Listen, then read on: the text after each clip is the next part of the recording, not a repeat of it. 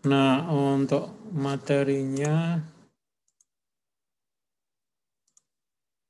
adalah ketidakseimbangan elektrolit ya, ketidakseimbangan elektrolit.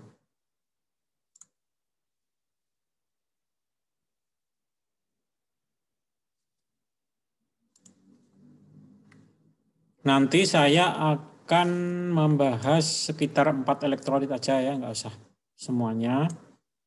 Terutama adalah kalium ya, yang paling vital itu elektrolit itu yang berpengaruh ya, sering terjadi adalah kalium ya, kemudian kalsium ya, kemudian magnesium, yaitu elektrolit-elektrolit yang sangat berperan dalam klinik ya. Kalau natrium itu tidak begitu ya, tidak begitu vital ya, tapi nanti akan saya bahas pintas saja. Jadi yang dinamakan gangguan elektrolit itu adalah kondisi di mana kadar elektrolit itu tidak normal. Ya, kadar elektrolit itu tidak normal. Bisa lebih tinggi atau hiper, bisa lebih rendah atau hipo. Ya, jadi kalau elektrolit, kalau kelebihan kalium itu namanya hiperkalemia gitu kan. Kalau kekurangan kalium ya hipokalemia. Jadi itu istilah dasar ya. Apakah seseorang itu kekurangan elektrolit, apakah seseorang itu kelebihan elektrolit. Nah, intinya itu. Nah, untuk apa namanya? Untuk standarnya itu berapa nanti bisa banyak ya di-share di web ya. Jadi ini saya jelaskan aja ya, saya jelaskan aja mengenai parameter yang dinamakan elektrolit. Ya, silakan Anda lihat di bagian bawah ya. Jadi elektrolit itu kecil sekali ya, konsentrasinya sangat kecil, sangat kecil. Ya, hampir boleh dikatakan bentuknya itu trace ya, tidak terdeteksi. Misalnya ini magnesium, ya rangnya itu hanya 1 sampai 2,5 ya, rang normalnya. Ya, kemudian kalium itu rangnya hanya 3,5 sampai 5,5. Jadi rangnya sangat sempit. Klorida itu 100 sampai 106 ya, kemudian kalsium itu 9 sampai 11 ya. Kemudian kreatinin adalah 0,5 sampai 1,5. Nah, ini saya jelaskan saja sepintas ya.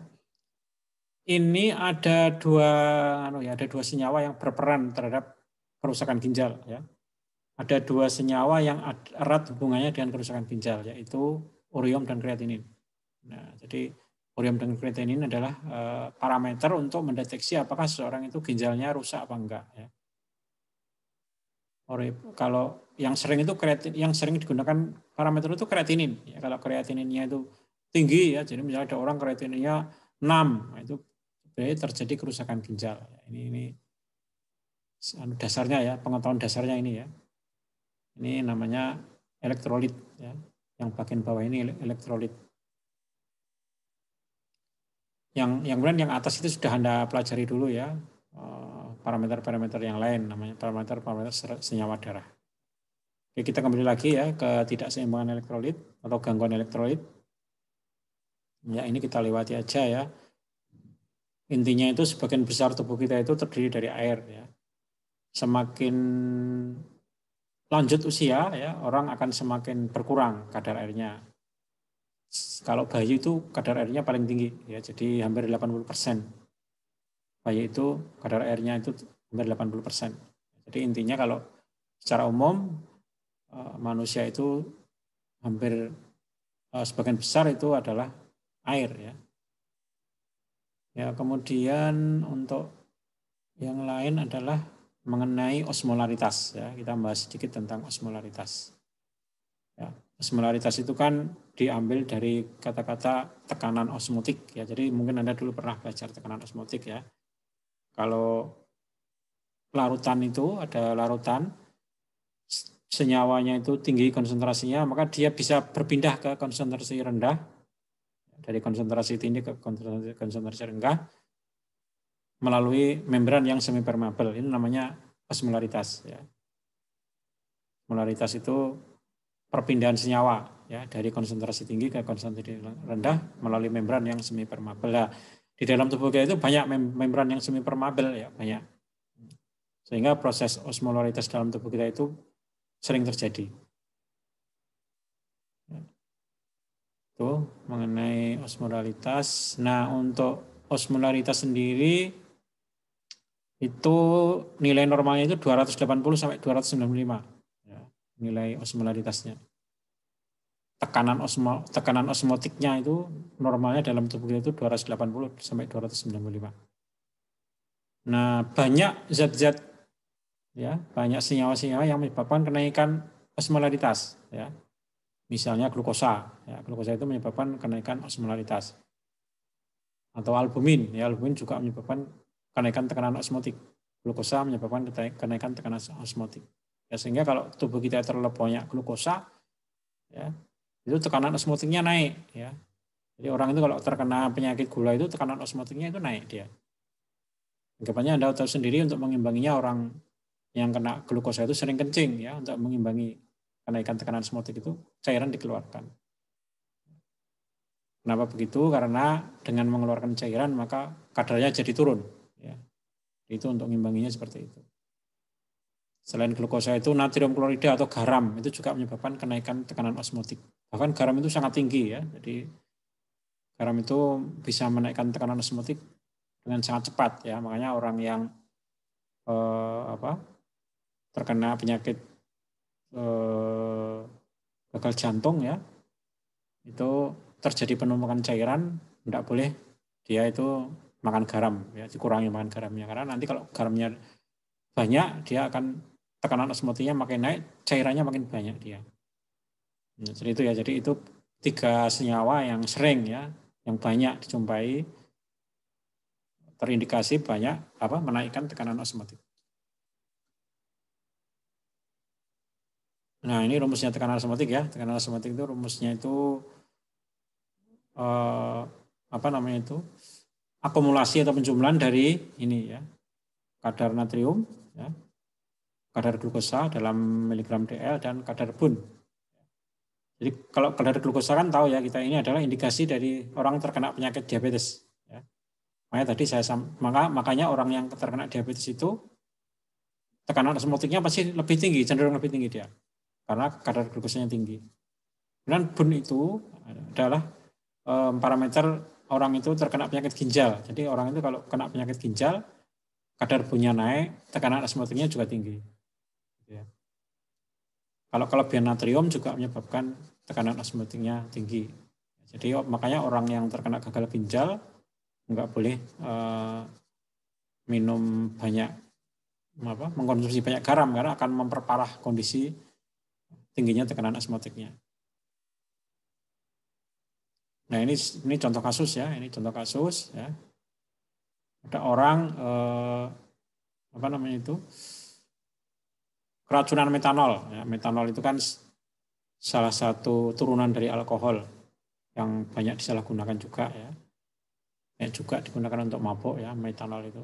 Dan ini lebih ganas dibanding etanol atau alkohol. Di sini kalau kita lihat, ya, di sini nanti bisa dicocokkan, ya. Dia kadar natriumnya normal, ya, kadar kaliumnya normal, ya. Tapi bunnya itu meningkat, ya, nanti bisa dicek, ya. Kreatininnya normal, ya, glukosanya normal. Jadi glukosa itu parameter untuk menilai apakah seseorang terkena penyakit diabetes apa enggak, ya. Kalau glukosanya itu di atas 110, ya, glukosa puasa, ya, ini namanya, atau GDP, kadar glukosa puasa di atas 110 berarti dia itu menderita diabetes. Ini glukosanya masih normal. Nah, kemudian di sini juga diceritakan konsentrasi metanolnya itu 108. Dan tekanan osmotiknya itu di atas normal, ya, karena nilainya 333. Karena tadi kan kalau tekanan osmotik normal kan sekitar 295, ya, tadi. Kalau ini 3, jadi naiknya tinggi ini. Karena apa? Pengaruh dari metanol ini. Nah, untuk mengetahui apakah dia normal apa enggak, kita cek, ya, kita hitung berapa tekanan osmotiknya. Nah, tekanan osmotiknya bisa dilihat, ya, ini, ya. Dari kadar gulanya dibagi 18, bunnya dibagi 2,8, kemudian kadar natriumnya dikalikan 2. Nah, ini ketemunya itu 299. Jadi ini kelihatan bahwa dia itu ada selisih tekanan osmotik, ya, yang tinggi, yaitu sekitar 34. Ya, tadi karena dia minum metanol tadi ya. Minum metanol. Itu mengenai tekanan osmotik ya. Mengenai tekanan osmotik. Jadi sekali lagi tekanan osmotik itu sangat dipengaruhi oleh parameter natrium ya, glukosa dan bun ya. Jadi intinya begini, intinya orang itu kalau menderita penyakit ginjal ya, gagal ginjal yang terindikasi dari kadar bun yang naik, menderita diabetes yang terindikasi dari kadar glukosa yang naik, ya, dan dia banyak sekali mengkonsumsi garam, maka akan cenderung tekanan osmotiknya itu di atas normal atau meningkat.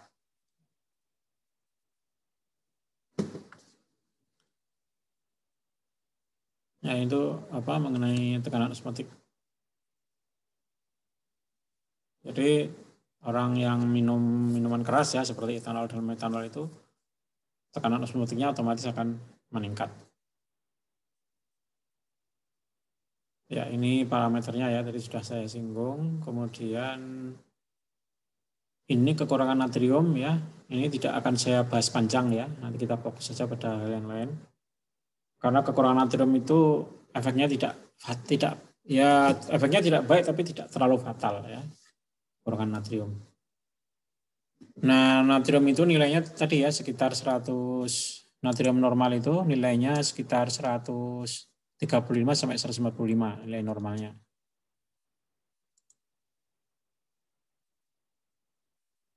Kemudian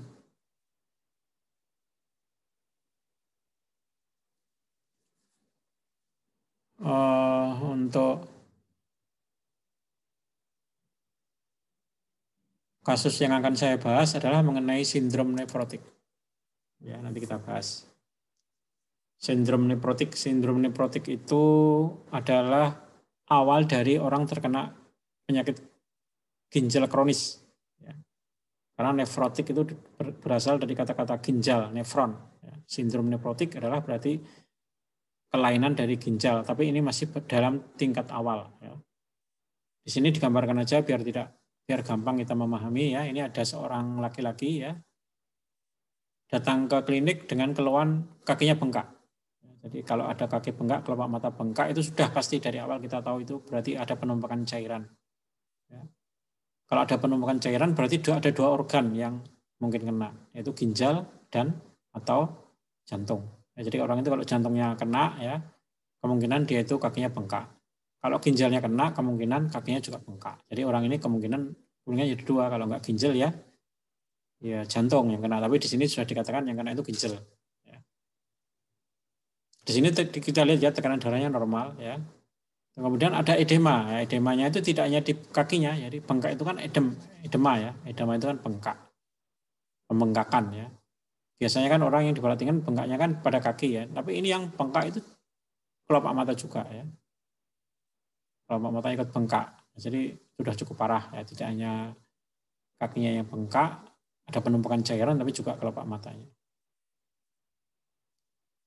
Kemudian di sini hasil cek labnya itu normal ya. Natriumnya normal, kaliumnya normal semua. Yang nggak normal yang ini, yang kuning-kuning ini.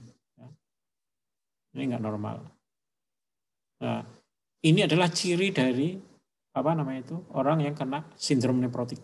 Jadi orang itu kalau sudah mulai terjadi kerusakan pada tahap awal, kerusakan pada ginjal ya, sudah mulai ada gejala ya, harus hati-hati ya. Gejala-gejalanya itu kadar albumnya itu naik ya. Albumin itu kan protein ya, proteinnya naik. Kemudian kolesterolnya tinggi ya, kolesterolnya tinggi. Kalau kolesterol tinggi hampir dipastikan LDL-nya tinggi ya, low density lipoproteinnya tinggi. Kolesterolnya nggak normal ya.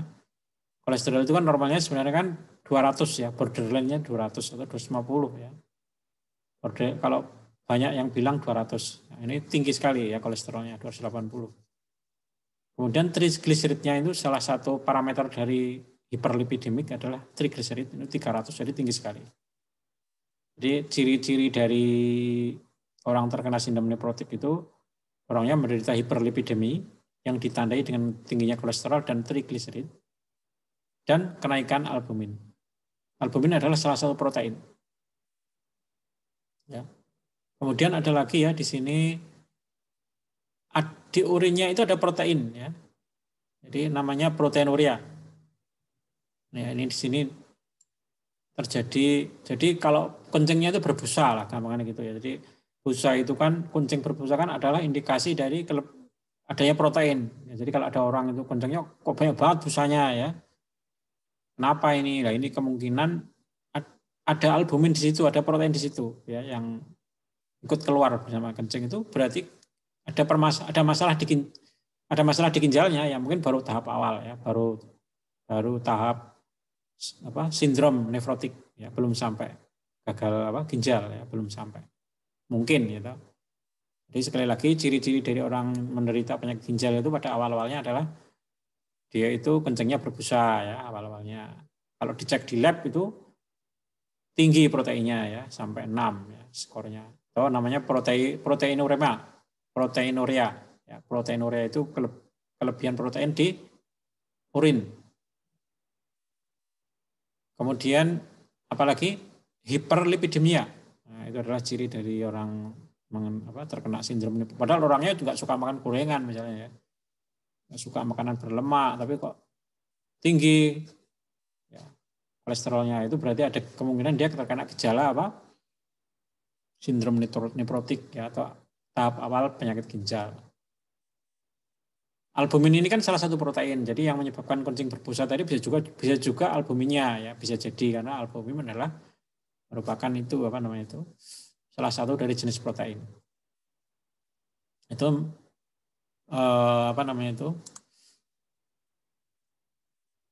kemudian CrCl ini adalah parameter kerusakan ginjal ya. CrCl atau creatinine clearance. Nah, ini kita bahas saja ya, kita bahas. Jadi sudah saya singgung bahwa penyebab dari salah satu gejala dari sindrom nefrotik adalah hipoalbuminemia ya, maaf ya, hipoalbuminemia itu albuminnya sedikit ya, terlalu di bawah normal, jadi hanya 2. Kemudian ciri yang lain adalah kelebihan dari kelebihan dari protein atau proteinuria, kelebihan urin. Kemudian hiperlipidemia, ya, hiperlipidemia itu kadar kolesterolnya tinggi, ya, kadar LDL-nya tinggi, kadar trigliseridnya tinggi, ya, namanya hiperlipidemia. Lipiduria ini adalah adanya lipid, ya, adanya lemak di dalam air kencing, ya, dan edema. Tadi edemanya sudah kelihatan ya. Edema tadi kakinya bengkak itu edema, ya. Kelopak matanya bengkak itu edema. Jadi ini adalah beberapa gejala klinik yang terkait dengan sindrom nefrotik. Nah, kemudian apa penyebabnya? Kalau itu tadi kan gejala kliniknya ya, jadi gejala kliniknya itu seperti itu. Penyebabnya apa? Jadi bagaimana dia bisa sampai menderita penyakit sindrom nefrotik? Ya, penyebabnya adalah beberapa macam ya, di sini disebut. Di sini itu yang beberapa yang perlu kita lihat adalah dia menderita DM, ya, dia menderita DM, diabetes mellitus. Ya. Jadi orang yang menderita DM itu lama-lama ginjalnya rusak, ya. Seperti Anda tahu kalau gulanya itu tinggi itu lama-lama ginjalnya itu nggak kuat ya, menyaring, memfilter gula ya, namanya ginjalnya rusak. Jadi kenaikan kadar gula yang tinggi itu kan salah satu parameter dari diabetes mellitus. Ya. Dan lupus itu penyakit ya, penyakit autoimun ya, kanker. Ya, ini adalah beberapa penyakit yang menyebabkan terjadinya kerusakan ginjal atau sindrom nefrotik. Kemudian kalau obat apa saja? Nah, kalau obat itu penyebabnya ternyata ada 2 dan ini sangat sering diminum orang ya, obat ini. Misalnya obat-obat golongan ACE inhibitor ya, angiotensin converting engine inhibitor. Anda masih ingat ya, contohnya captopril, lisinopril, enalapril. Ya, itu adalah, jadi kalau ada orang minum lisinopril ya dalam jangka panjang, minum captopril karena dia tensinya tinggi, minum captopril terus ya, bertahun-tahun ya, lama-lama merusak ginjal ya, lama-lama terjadi sindrom nefrotik. Atau dia minum obat nyeri, ya, dia sering minum asam mefenamat ya. Kalau giginya sakit minum asam mefenamat terus itu lama-lama ginjalnya rusak ya.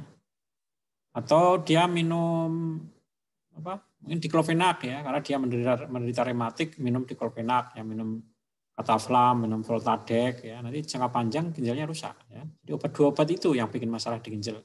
Obat nyeri dan obat golongan ACI ya. Makanya kalau obat yang lebih aman ya golongan itu ya. Golongan ARB ya itu lebih aman. Misalnya irbesatan ya, itu tidak terindikasi kuat ya, dia menyebabkan kerusakan ginjal. Amlodipin itu lebih aman juga ya, mungkin karena amlodipin di sini nggak disebut sebagai penyebab dari kerusakan ginjal ya. Jadi kalau orang hipertensi itu mendingan pakai itu aja mendingan pakai amlodipin atau irbesatan, memang harganya lebih mahal ya, jauh lebih mahal ya. AC itu harganya sepertiganya harganya amlodipin AC itu. Ya, kemudian yang lain adalah bagaimana ngobatinya. Nah, bagaimana ngobati orang yang terkena sindrom nefrotik ya. Ya, yang pertama adalah obatnya dihindari semua ya. Jadi kalau dia minum kaptopil ya diganti kaptopilnya ya, jangan minum kaptopil. Jangan minum lisinopril ya, ganti dengan amlodipin.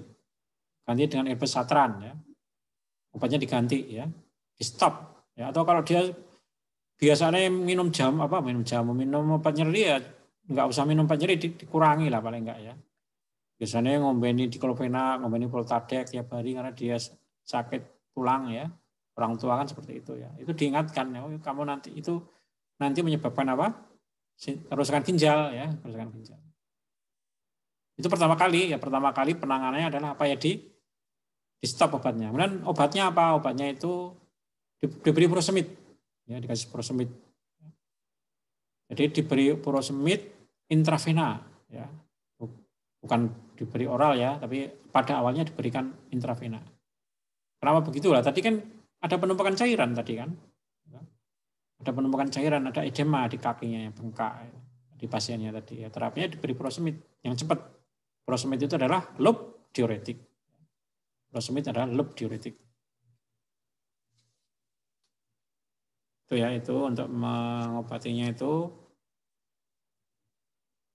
diberi loop diuretik ya. Seperti kita tahu, loop diuretik adalah diuretik kuat namanya ya. Nama lainnya loop diuretik itu diuretik kuat. Mungkin Anda masih ingat ya, ada tiga obat diuretik yang terkenal ya. Yang pertama loop diuretik. Ya. Loop diuretik itu contohnya furosemid. Ya. Kemudian diuretik hemat kalium, ya. Kalium sparing diuretik, ya. Kalium sparing diuretik diuretik hemat kalium, contohnya spironolakton. Ya. Dan yang ketiga diuretik tiazid, ya. Hidroklorotiazid. Itu tiga itu yang digunakan untuk klinik, ya. Kebanyakan itu. Kalau ada lagi yang namanya diuretik osmotik ya, yang hanya dipakai di rumah sakit, namanya manitol. Ya, manitol itu diuretik bentuknya infus. Ya. Itu digunakan untuk mengobati edema berat. Jadi kalau badannya bengkak semua ya, penumpukan cairan udah parah, itu biasanya diinfus manitol namanya. Ya, itu kalau di rumah sakit ya, banyak. Kalau di rumah sakit biasanya kalau nggak furosemid ya manitol yang main ya. Saya kebanyakan kalau gagal ginjal itu furosemid. Jadi terapinya itu ya, terapinya adalah dengan loop diuretik, yaitu apa? Ya furosemid. Nah, bagaimana cara memberikannya? Ini cara memberikannya adalah diberikan IV ya tentunya ya. Jadi furosemid itu kalau diberikan IV efeknya cepat ya. Sampai dosisnya itu 60 mg ya, 60 mg itu 1,5 ampul. Jadi caranya pasiennya disuntik dengan furosemid IV. 60 mg 2 kali sehari. Ya, kemudian dia disuruh mengurangi konsumsi garam ya. Dan konsumsi rendah karbohidrat. Jadi oleh makan nasi dikurangi lah gitu ya. Makan karbohidratnya dikurangi. Kemudian mengurangi lemak juga ya, karena tadi kan salah satu cirinya kan hiperlipidemia ya. Kemudian dia diet tinggi protein. Diberi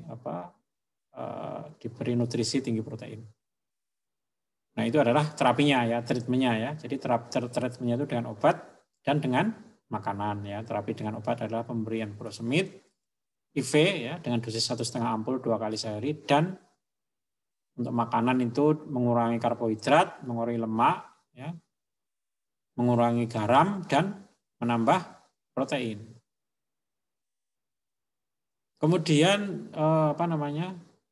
Ya otomatis karena dia itu bengkak ya, kakinya bengkak, kelopak matanya bengkak ya, membatasi minum cairan ya. Membatasi minum air maksudnya. Ya, dibatasi hanya 1000 cc aja ya sehari.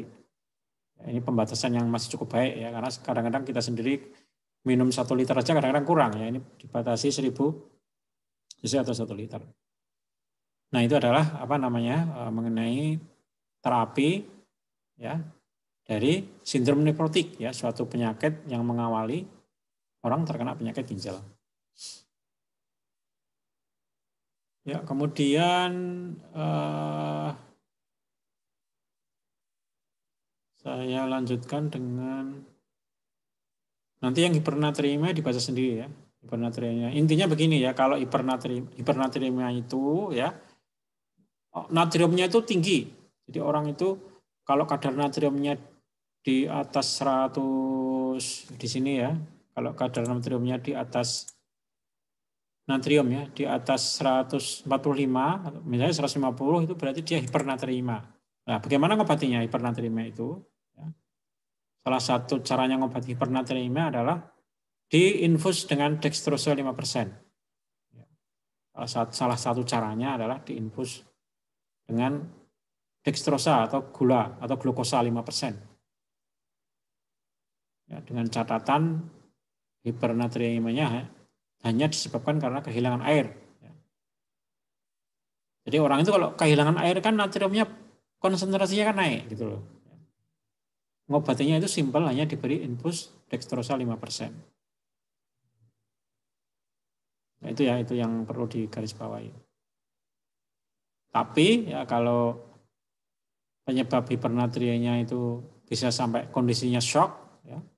Jadi kalau orangnya itu hipernatriemia tapi tensinya rendah atau shock ya. Jadi kalau yang hipernatriemia tensinya normal dikasih ini ya, tensinya masih normal. Tapi kalau sampai hipotensi itu jangan dikasih dextrosa ya. Jangan, kalau dextrosa ini khusus untuk hipernatriemia yang normal, tensinya normal. Pokoknya orangnya itu normal.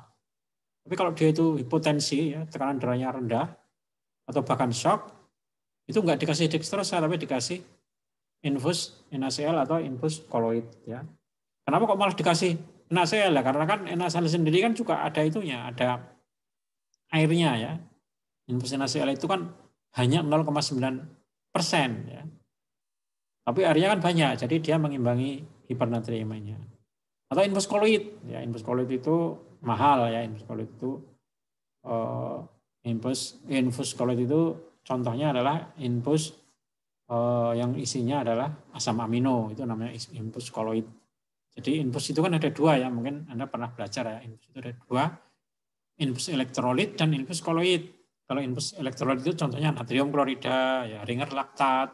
Ya. Kalau infus koloid contohnya infus yang isinya asam amino. Ya. Mungkin aminoleban, ya, komapusin, itu adalah infus koloid.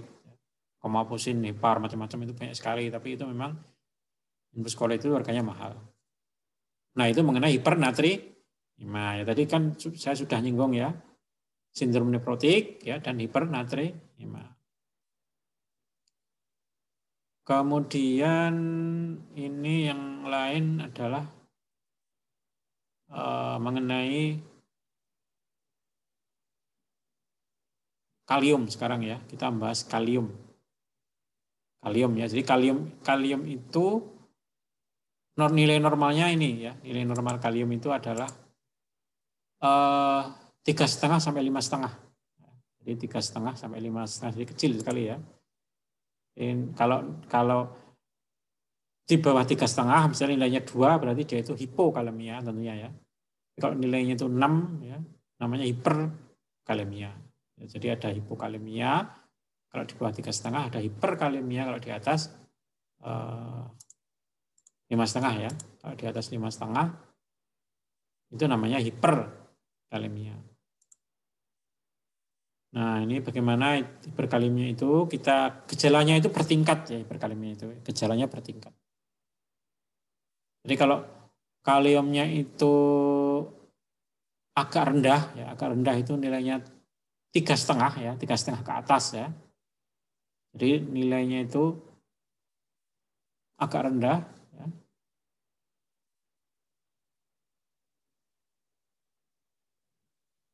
Ini ya, kalau nilainya itu agak rendah, ini saya kasih contoh aja ya biar mudah ya. Bagaimana derajat kehilangan kalium ya, ini saya kasih contoh kasus ya. Ini ada pasien ya masuk UGD ya karena dia itu nggak mau makan ya, sulit makan. Kemudian diperparah dengan dia itu mual muntah ya. Jadi nggak mau makan, mual muntah. Jadi makanannya itu dikeluarkan dan dia nggak mau makan ya. Ini kan parah ya. Nah, di sini dikatakan orangnya sering minum obat ya, nifedipin ya. Minum nifedipin dan minum HCT karena dia menderita hipertensi ya. Jadi dia diterapi dengan obat golongan kalsium channel blocker ya atau CCB dan diuretik diazid. Karena darahnya normal ini ya, denyut jantungnya juga normal. Tapi kulitnya kering, ya, bersisik. Jadi kulitnya itu tidak normal ya ini. Kulitnya kering jadi tanda bahwa dia itu mengalami gejala tidak normal. Nah, ini kemudian di sini diperlihatkan itu kadar kaliumnya. Ini kan yang nggak normal cuma kalium ya, tapi nggak normalnya itu tidak parah ya. Hanya kaliumnya itu 3,1. Jadi dia itu tidak normal tapi tidak parah. Nah, kalau masih di atas 3 ya, jadi kalau kadar kalium itu masih di atas 3 itu dipandang kelainan ringan ya Mas Yan ya. Jadi gejalanya itu hanya pada gejala fisik aja, misalnya dia badannya lemah ya. Ini kan kelihatan ya, lemah dia badannya. Jadi orang itu kalau orang itu menderita hipokalemia ringan ya, dengan indikasi kaliumnya di atas 3, itu gejalanya masih sebatas gejala fisik, yaitu orangnya lemes ya, lemah ya, lemes. Itu level pertama dari hipokalemia. Di sini normal ya, kreatinina normal, glukosanya normal semua. Jadi yang bermasalah hanya kalium. Itu cirinya tadi itu orangnya lemah, lemes. Ya. Kemudian apa yang menyebabkan dia itu menderita Pertanyaannya adalah apa yang menyebabkan dia itu menderita hipokalemia ya? Penyebabnya apa? Karena dia tidak makan ya. Karena dia susah makan. Jadi orang itu kalau susah makan, asupan kaliumnya kan otomatis tidak ada. Jadi mungkin Anda pernah dengar ya kalau buah-buahan seperti pisang itu adalah buah-buahan yang mengandung banyak kalium, sayur itu banyak kalium. Lalu kalau dia nggak makan buah, nggak makan sayur, otomatis asupan kaliumnya nggak ada ya. Akhirnya hipo, ya. Penurunan kadar kalium. Dan diikuti dengan muntah ya, muntah mengeluarkan cairan dan kandungan kalium di dalamnya.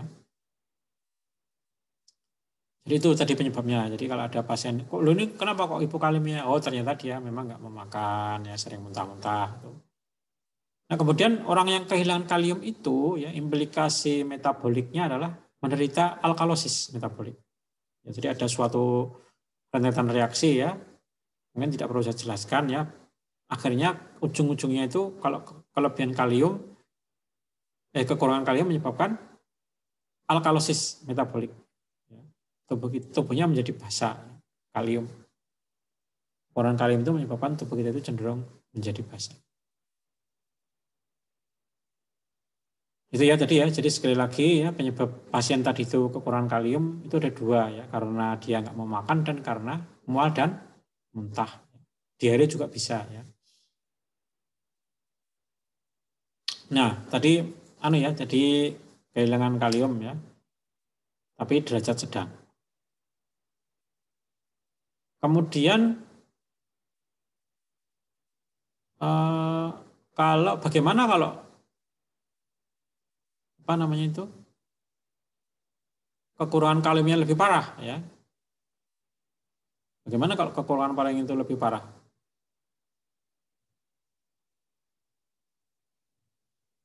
Nah ini di sini disinggung ya. Bagaimana kalau kaliumnya itu turun lagi sampai 2,5 sampai 3? Ya, jadi tadi kan 3 ya, tadi 3,1 ya. Ini enggak ada 3, tadi itu sedang, ini namanya hipokalemi sedang. Ya. Skornya antara 2,5 sampai 3. Maka akan terjadi gejala lanjutan. Orangnya masih lemes ya, masih malais, lemas, lemah. Tapi ototnya mulai kram ya. Ototnya kram itu kan orangnya ya. Orangnya itu ototnya lemah sehingga kram. Jadi kalium itu berefek ke otot ya, kalau nilainya itu sampai turun dengan level sedang, yaitu skornya itu 2,5 sampai 3. Dia menderita kram otot dan lemah sampai muncul gejala psikis yaitu gelisah ya. Gelisah. Ya, ini jika apa? Jika dia menderita hipokalemia sedang ya. Ini derajat kedua. Kemudian kalau memasuki derajat ketiga yaitu hipokalemia dengan skor di bawah 2,5 ya. Antara 2 sampai 2,5 ya kira-kira. Itu menyebabkan kreatininnya itu naik ya. Kreatininnya naik.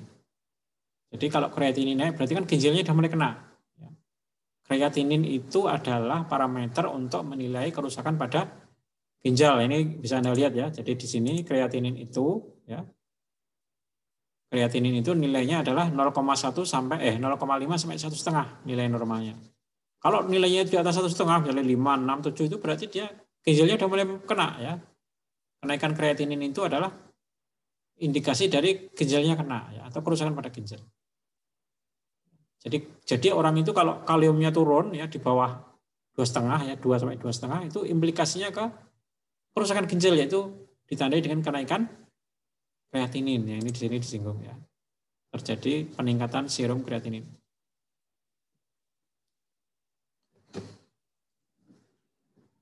Nah, bagaimana kalau turun lagi ya? Turun lagi di bawah 2 itu terjadi ototnya rusak atau kerusakan otot. Yaitu hipokalemia parah ya. Hipokalemia parah.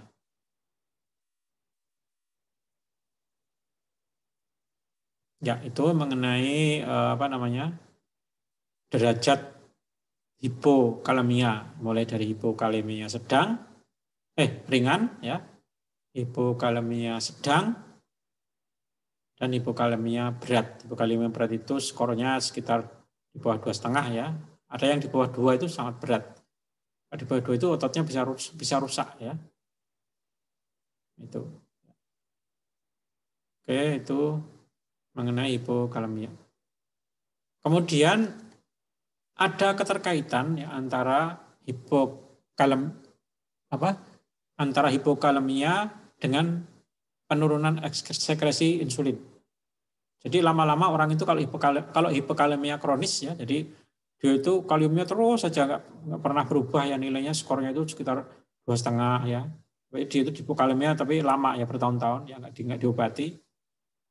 Lama-lama dia itu insulinnya bermasalah ya, insulinnya itu nggak diproduksi atau produksinya turun.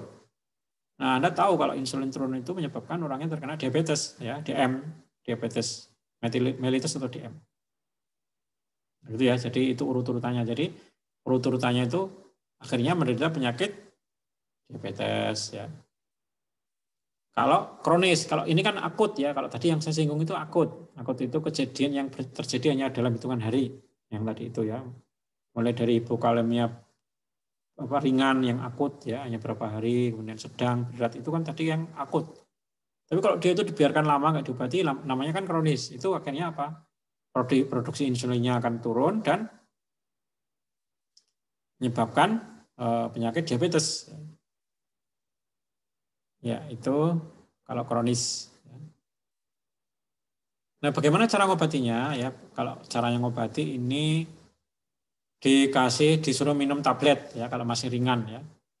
Kalau nilainya masih sedang ringan ya disuruh minum aja tablet KSR ya. Itu yang paling disukai. Tapi kalau sudah dalam taraf berat, ya, atau dia tidak bisa minum suplemen KSR, ya harus disuntik dengan injeksi kalium, ya, disuntik dengan injeksi kalium. Misalnya kalium klorida injeksi, ya, KCL injeksi ini, ya, contohnya.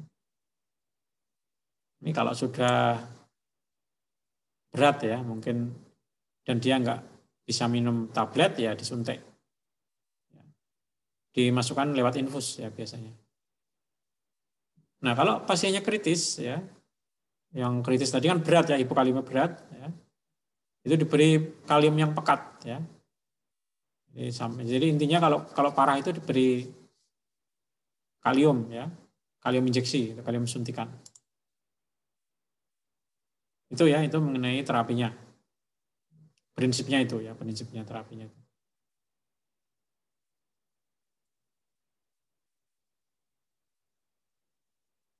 Nah, apa saja suntikan kalium itu apa saja? Ya, bisa kalium klorida, ya, injeksi, bisa kalium asetat injeksi, dan bisa kalium fosfat injeksi. Ya. Ini macam-macam, ya, tergantung jenisnya apa. Tapi intinya itu injeksi suntikan kalium digunakan jika pasiennya mengalami hipokalemia berat atau sedang, atau dia nggak mampu minum tablet KSR.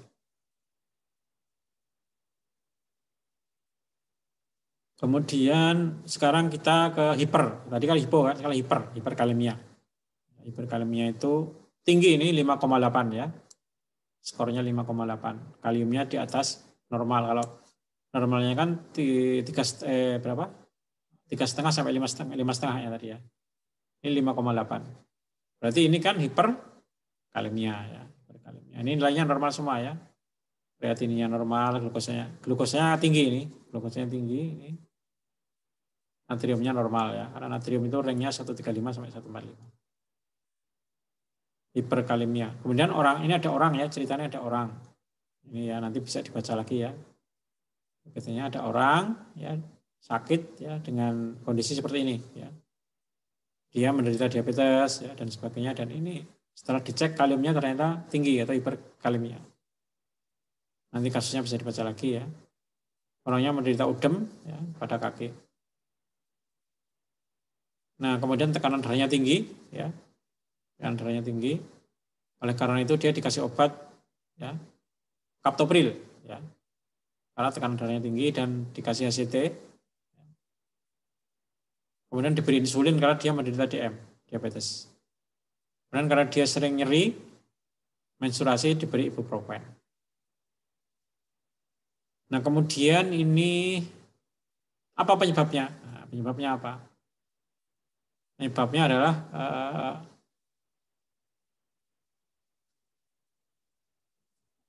ini penyebabnya itu bisa makanan, bisa obat, gitu kan?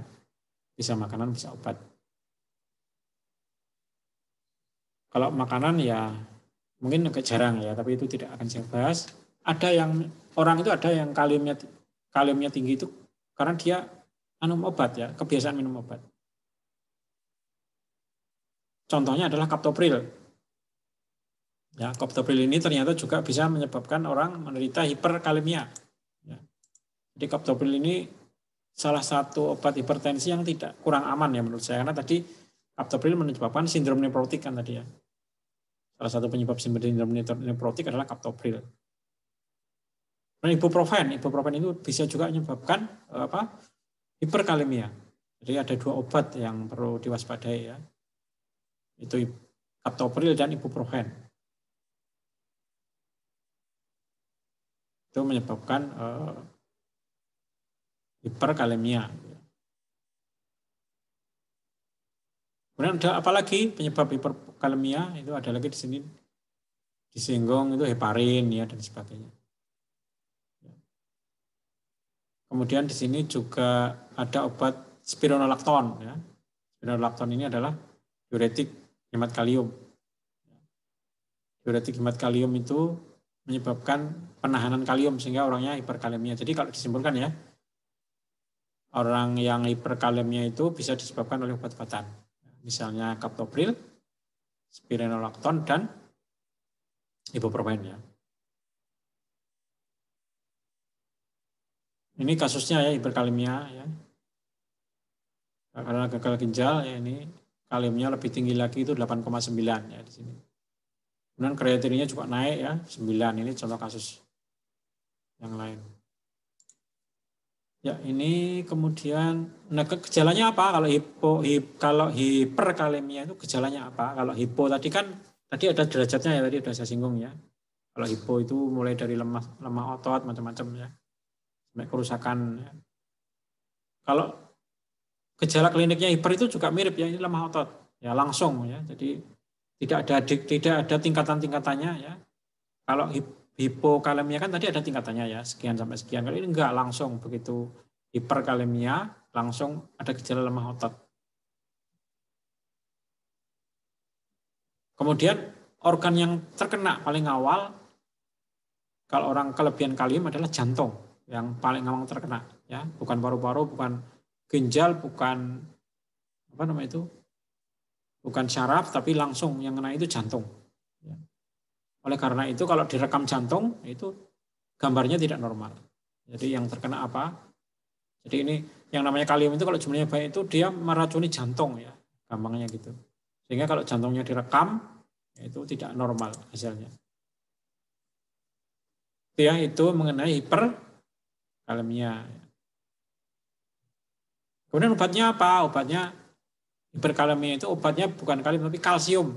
Ya, jadi kalau hipokalemia itu obatnya kalium tadi ya, kalium klorida tadi ya, atau KSR. Tapi kalau hiperkalemia obatnya itu kalsium. Ya. Kalsium yang dipakai di sini adalah kalsium glukonat IV. Ya, jadi di sini IV pelan ya, atau IV bolus. Jadi IV pelan itu tidak langsung disuntikkan seret itu enggak, tapi disuntikannya itu pelan-pelan. Ya, kalau disuntikannya cepat itu bisa menyebabkan hiperkalemia akut dan sangat berbahaya. Ya. Jadi langsung terjadi aritmia ya kalau terlalu cepat. Makanya kalsium glukonat itu nyuntikannya itu lambat. Ya, sampai 3 menit. Ya, jadi cukup lambat. Jadi sekali lagi, apa obat dari hiperkalemia?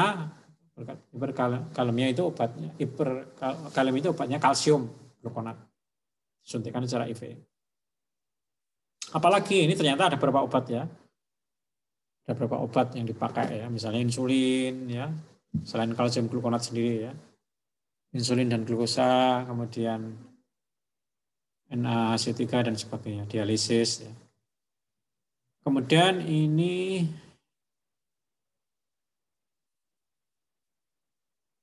ya, yang lain adalah apalagi penyebab hiperkalsemia ya. Jadi ini ada kasus ada wanita yang menderita hiperkalsemia juga ya, ini hiperkalsemia, tapi dia itu sakitnya kanker ya, kena kanker payudara ya, dia terkena kanker payudara dan setelah dicek lab kalsiumnya tinggi ya, hiperkalsemia. Di sini sampai skornya sampai 19 ya, jadi tinggi sekali. Nah, ini di sini penyebab hiperkalsemia itu di sini disinggung ya, adalah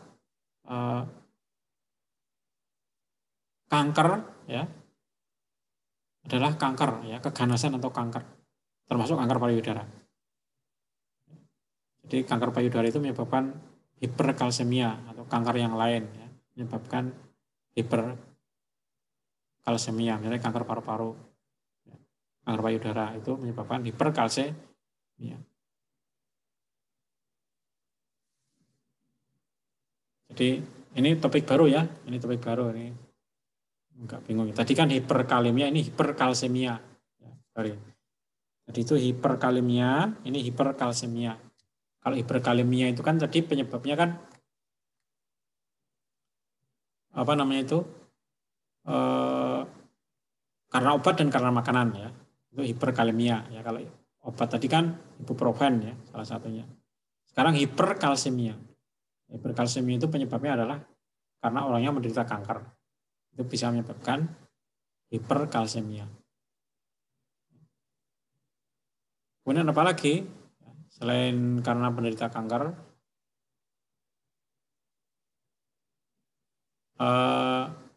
karena orang minum diuretik, ya, minum HCT dalam jangka panjang, itu bisa menyebabkan hiperkalsemia. Kemudian estrogen itu juga menyebabkan hiperkalsemia. Misalnya orangnya pakai pil KB jangka panjang, itu bisa hiperkalsemia. Itu beberapa penyebab dari hiperkalsemia. Kemudian gejala kliniknya, ya, hiperkalsemia itu gejala kliniknya ini ya, di sini sudah disebut ya, tapi dia menyerang jantung. Ya, kalau kalsium itu juga seperti kalium menyerang jantung. Kemudian di sini juga disebut hiperkalsemia itu menyebabkan kelainan atau pada saraf ya, sehingga pasiennya lesu, ya, lemah dan sebagainya. Gejala kliniknya itu. Obatnya apa? Nah, ini terapinya ya. Terapinya ini penting kita ketahui. Terapinya itu diberi natrium klorida dan furosemid satu. Ya, jadi kalau hiperkalemia tadi dikasih kalsium glukonat, ya. Kalau hiperkalsemia itu diberi natrium klorida atau salin dan furosemid. Atau kalau enggak diberi kalsitonin injeksi. Ya, atau kalau enggak diberi ini ya. Diberi jadi obatnya itu kalsitonin, ya. Bisa juga diberi furosemid, ya. Dan diberi kortikosteroid. Jadi obatnya 3 ya, yang penting ya. Pertama diberi yang penting aja kortikosteroid, misalnya prednison. Dan diberi kalsitonin dan diberi apa? Furosemid dan NaCl. Itu kalau orangnya hiperkalsemia. Kemudian yang terakhir ya, sebelum saya akhiri, itu namanya hipomagnesia. Ya, hipomagnesia itu kekurangan magnesium seperti namanya. Ya, hipomagnesia ini terjadi salah satunya karena ini ya, nanti kita lihat ya. Jadi penyebabnya hampir sama tadi dengan hipokalemia, yaitu kehilangan cairan karena mual muntah ya. Mual muntah. Nah, gejala klinik dari hipomagnesia adalah ini, halusinasi. Jadi ini retok ya, hipomagnesia itu sampai menyerang saraf. Ya. Kalau hiperkalemia itu kan yang diserang jantung ya. Kalau kalium itu yang diserang jantung. Kalau kaliumnya nggak normal, kalau kalsiumnya nggak normal juga jantung yang diserang. Tapi kalau magnesium itu cenderungnya di sini saraf ya, sampai orangnya itu halusinasi ya, delusi dan halusinasi. Jadi arahnya lebih banyak ke saraf. Itu kalau hipomagnesia. Kemudian apa penyebab dari hipomagnesia? Ya, hipomagnesia penyebabnya adalah obat bisa menyebabkan hipomagnesia, itu namanya furosemid. Furosemid. Jadi nanti dipilah-pilah ya. Kalau sindrom nefrotik itu penyebabnya kaptopril, ya tadi ya sudah saya singgung ya. Dibeda-bedakan ya. Kalau hipomagnesia itu menyebabkan karena obat yaitu furosemid. Ya, kalau kaptopril tadi menyebabkan apa? Kaptopril itu menyebabkan sindrom nefrotik juga bisa ya, hiperkalsemia juga bisa. Jadi obat itu ternyata yang paling itu kaptopril ya, yang paling harus diwaspadai. Dan furosemid ini, kalau furosemid ini menyebabkan hipomagnesia. Yaitu ya, itu hipomagnesia itu juga bisa menyebabkan kerusakan pada jantung ya. Bisa ya. Jadi saraf sama jantung. Kemudian terapinya ya, terakhir terapinya itu diberi suntikan magnesium sulfat IV ya. Mg sulfat IV. Diberikan suplemen magnesium atau diberikan magnesium sulfat intravena. Ya, saya kira materinya sudah banyak ya, jadi menurut saya tidak usah dibaca semua.